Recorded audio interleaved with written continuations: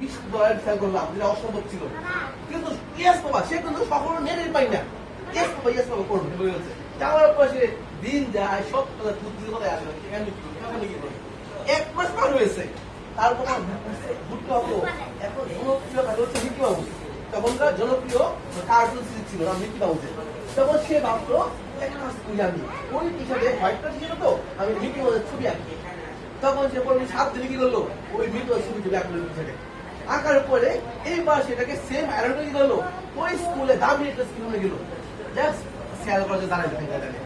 তো বলে বাচ্চা বলছে, বাবা এটা মিকি মাউস, আমি কিনবো।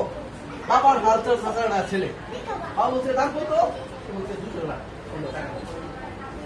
সে মহা খুশি, এক ধরনের ড্রেস সে কত বিক্রি করছে, দৌড়ে আসছে, বাবা আই উইনার, আমি পেরেছি, thank you Jordan, thank welcome বাবা।